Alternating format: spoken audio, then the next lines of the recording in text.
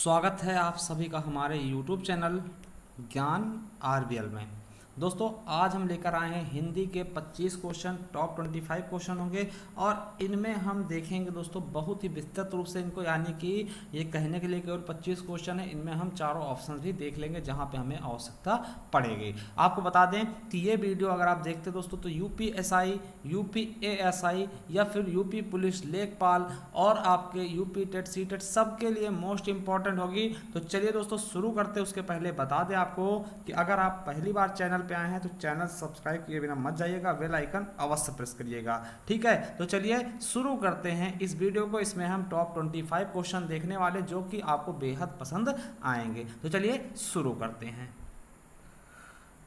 तो पहला क्वेश्चन है आपका, देखिए पहला क्वेश्चन का समान हिंदी का कि पहला क्वेश्चन क्या है कि भाषा की मूल इकाई क्या होती है। बताइएगा भाषा की मूल इकाई क्या होती है। आपको बताना है अक्षर, ध्वनि, संकेत या वर्णमाला। तो चलिए दोस्तों हम आपको बताते हैं कि भाषा की मूल इकाई क्या होती है, ध्वनि या फिर उसको हम वर्ण भी बोलते हैं दोस्तों। और ये भाषा की सबसे छोटी इकाई होती है, मूल इकाई होती है, क्योंकि दोस्तों यहीं से भाषा की शुरुआत होती है। क्या यहीं से? देखिए वर्ण के बाद दोस्तों आपको पता है क्या होता है, अक्षर बनता है, अक्षर से फिर क्या बनते हैं, वाक्य बनते हैं। ठीक है, तो ये चीज पता करना आपको कि सबसे छोटी इकाई क्या होती है, मूल इकाई क्या होती है, ध्वनि होती है दोस्तों। ठीक है, लिखित रूप से वर्ण और मौखिक रूप से ध्वनि होती है। ठीक है, तो ये चीज याद रखेंगे। अब देखिए इन्हीं वर्णों के सुव्यवस्थित क्रम को हम फिर वर्णमाला कह देते हैं। और वर्णमाला की संख्या, वर्णमाला में टोटल कितने वर्ण होते हैं दोस्तों? 52 वर्ण होते हैं, ये भी आपको पता होना चाहिए। और जो अपनी ये वर्णमाला दोस्तों ये किस लिपि में लिखी जाती है? तो देवनागरी लिपि में लिखी जाती, ये भी आपको अच्छे से पता होना चाहिए। चलिए अगला क्वेश्चन है कि हिंदी भाषा किस लिपि में लिखी जाती है। दोस्तों हमने अभी बताया है कि हिंदी भाषा देवनागरी लिपि में लिखी जाती है। ठीक है, किस लिपि में? देवनागरी लिपि में लिखी जाती है। और एक चीज आपको बता दें कि जो देवनागरी लिपि है दोस्तों इसका विकास कहां से हुआ? तो ब्राह्मी लिपि से हुआ। ये भी क्वेश्चन कई बार पूछा था कि देवनागरी लिपि जिसमें हिंदी लिखा था उसका विकास किस लिपि से हुआ है? तो ब्राह्मी लिपि से हुआ है। और अगर हम बात करते हैं दोस्तों गुरुमुखी की, तो एक चीज आप याद रखना कि गुरुमुखी लिपि में पंजाबी लैंग्वेज लिखा थी। क्या? पंजाबी भाषा गुरुमुखी लिपि में लिखा थी। और इस गुरुमुखी लिपि का आविष्कार किसने किया था? गुरु अंगद देव ने। ठीक है, किसने किया था? गुरु अंगद देव ने। ये क्वेश्चन कई बार आपके यूपी पुलिस में पूछा भी जा चुका है। तो गुरु लिपि गुरु लिपि जो है गुरुमुखी लिपि है दोस्तों, इसका आविष्कार किसने किया है? गुरु अंगद देव ने।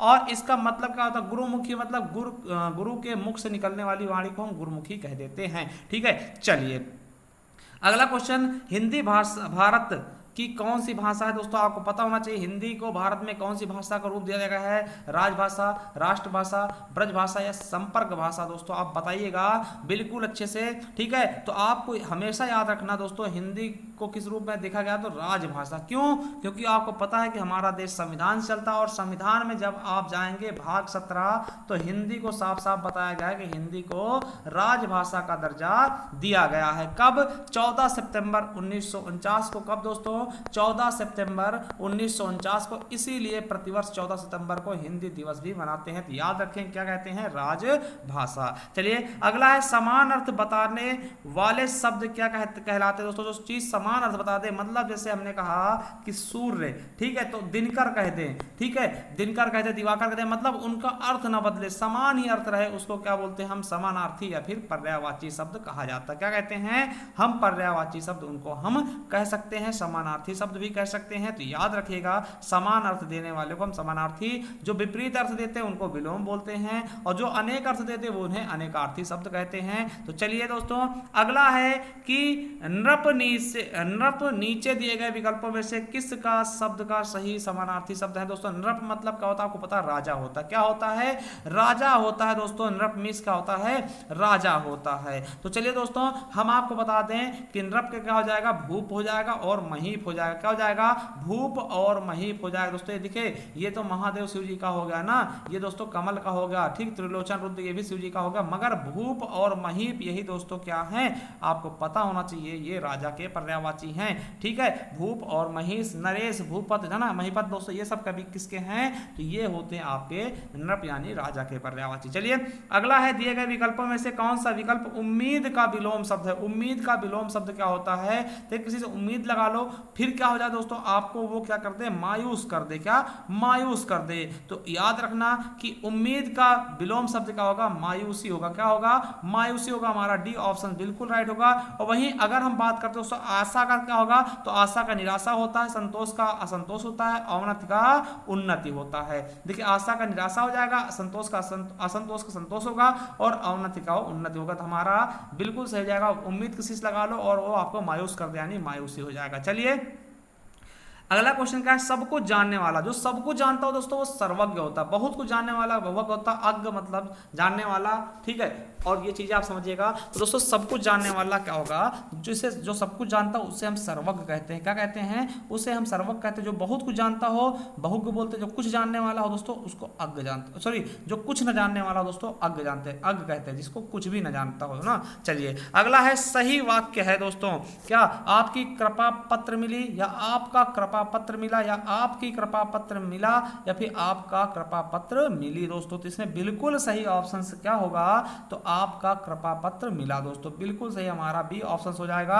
चलिए अगले क्वेश्चन की तरफ बढ़ते हैं कि निम्नलिखित वाक्यों में से शुद्ध वाक्य को पहचानिए। क्या शुद्ध वाक्य को इसमें आपको पहचानना है दोस्तों कि कौन सा वाक्य शुद्ध है। तो चलिए देखते हैं। राधा घर नहीं है, राधा घर पर नहीं है दोस्तों, ये होना चाहिए था राधा घर नहीं है। इसमें आपका कारक कमजोर है, ठीक है, कारक नहीं है।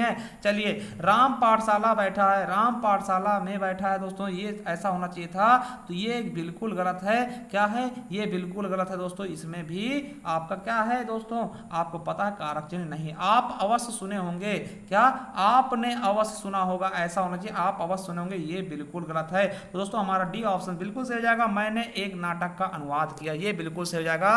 और इनमें क्या गलतियां वो भी हमने बता दी हैं। चलिए अगले तरफ चलते हैं कि शब्द दांत इनमें से कौन से विकल्प को दर्शाता है। पुल्लिंग है दांत, या स्त्रीलिंग है, या दोस्तों क्या है, ये आपको बताना है। तो दोस्तों आपको पता होना चाहिए कि जो भी दोस्तों अंग होते हैं शरीर के, कुछ अंग होते हैं दोस्तों जो कि ठीक है वो स्त्रीलिंग होते हैं। मगर दोस्तों ये हम देखिए दांत काटा जाता है, ना कि दांत से काटी जाती है, ठीक। तो ये चीज ऐसे कुछ करके हम देख लेंगे, ठीक है। तो वो चीज आप समझिएगा। तो दोस्तों ये क्या हो जाएगा, पुल्लिंग हो जाएगा। बाकी ज्यादातर दोस्तों जो अंग होते हैं वो स्त्रीलिंग की श्रेणी में आते हैं, जैसे कि आंख, नाक होती है ना, जीभ होती है, कोहनी है ना, तो ये चीजें। मगर ये दांत क्या है दोस्तों, पुल्लिंग है। चलिए अगले क्वेश्चन पर बढ़ते हैं। नीचे दिए गए प्रश्न का सही विकल्प पहचानिए। कर्ता का क्या अर्थ होता है। कर्ता क्या होता है दोस्तों, आपको पता होना चाहिए।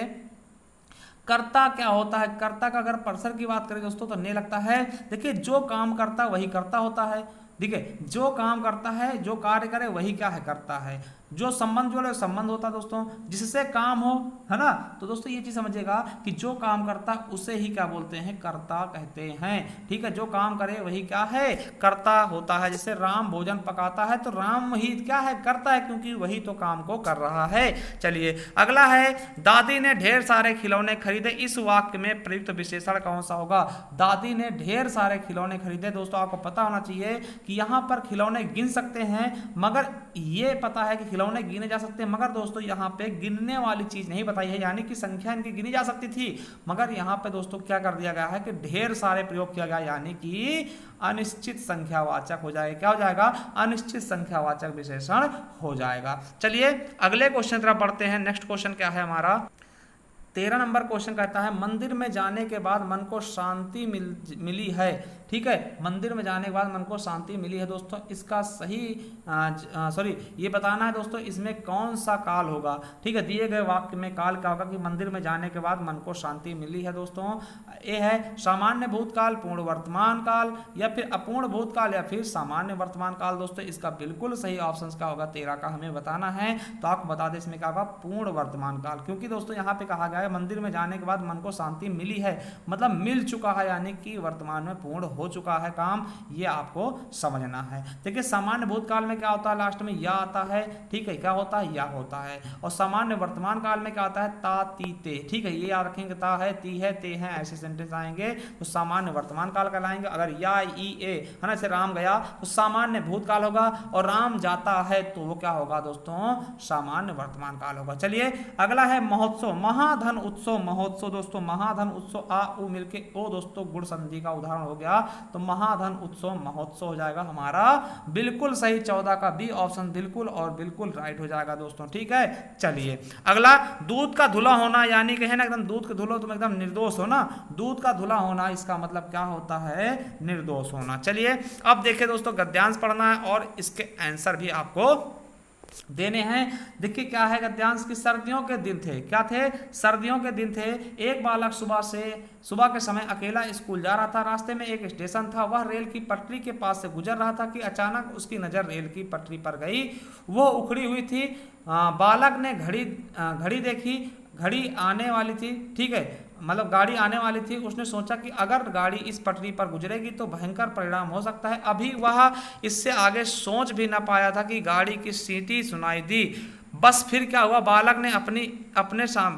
के सामने एक ही लक्ष्य था, मुसाफिरों की जान बचाना। देखते देखते इंजन दिखाई देने लगा। बालक कूद कर दोनों पटरियों के बीच खड़ा होकर अपनी कमीज को हिलाते हुए ड्राइवर की नज़र उस बालक पर पड़ गई और उसने ब्रेक लगा दी, लेकिन गाड़ी बिल्कुल बालक के पास आकर रुकी।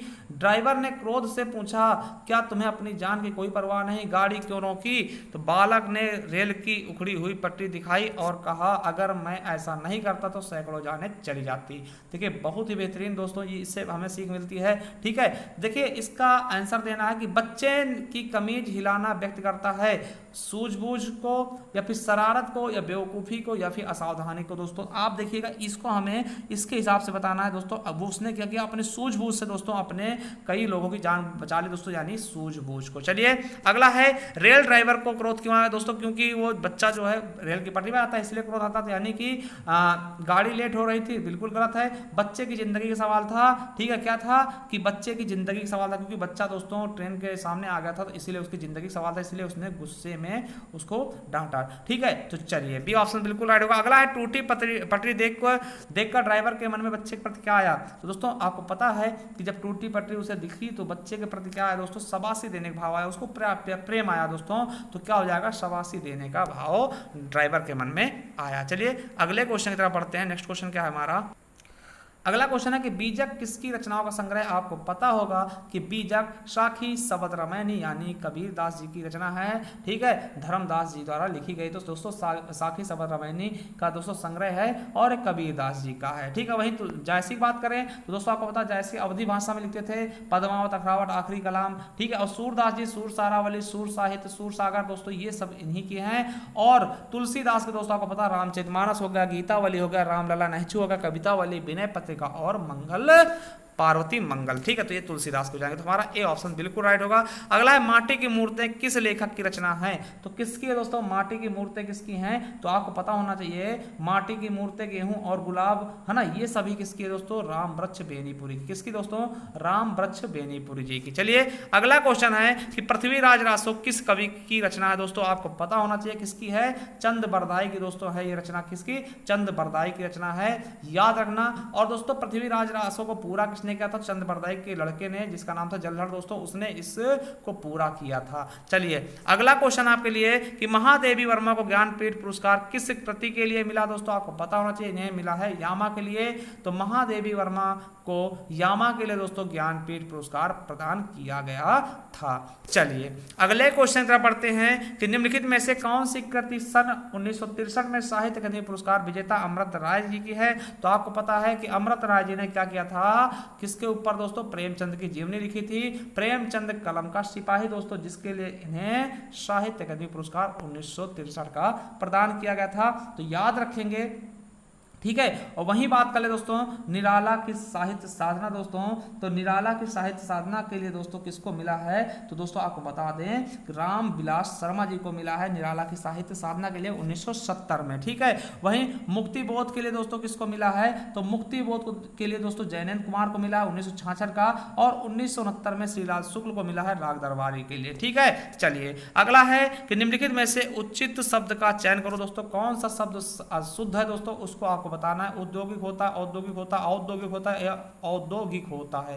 तो दोस्तों इसका बिल्कुल सही ऑप्शन कौन सा हो जाएगा? चौथे का। तो हमको बता दें कि औद्योगिक होता है। ठीक है, चलिए अगला क्वेश्चन और लास्ट क्वेश्चन संभवतः दोस्तों राधा कृष्णन फिर स्पेस है ना, स्वाध्याय फिर स्पेस है दोस्तों, दिए गए विकल्पों में से सही रिक्त स्थान का चयन करिए। तो दोस्तों क्या होना चाहिए, तो दोस्तों आपको बता दें इसका बिल्कुल सही ऑप्शन क्या होगा कि राधा कृष्णन हमेशा स्वाध्याय करते थे। तो हमारा दोस्तों बिल्कुल ऑप्शन सही हो जाएगा बी नंबर। ठीक है, तो आपने कितने क्वेश्चन किए हैं हमें कमेंट बॉक्स में कमेंट करिएगा। और आपको बताया दोस्तों आपके किसी भी एग्जाम के लिए दोस्तों अगर हिंदी पूछी जाती है उसमें, तो ये महत्वपूर्ण दोस्तों आपकी ई बुकें हो जाएंगी हिंदी साहित्य इतिहास, जिसका मूल्य दोस्तों 50 रुपये। इसमें सभी प्रकार के पुरस्कार होंगे और सभी प्रकार पूरी दोस्तों हिंदी साहित्य होगी, है ना, आदिकाल से लेकर के दोस्तों आधुनिक काल तक। ठीक, इसके अलावा कवि और उनके उपनाम होंगे, कवि की रचनाएं होंगी, कवि के जन्म स्थान होंगे, और हिंदी में प्रथम क्या है, प्रथम रचना, प्रथम कहानी, प्रथम उपन्यास, इस तरीके के लगभग 130 प्लस फैक्ट होंगे इसी ई बुक में। और ये दोस्तों आपको पीडीएफ रूप में मिल जाएगी, जिसके देखिए इन सबका लिंक हम नीचे देंगे डिस्क्रिप्शन में, वहां जाकर के क्लिक करके दोस्तों आप परचेस इसे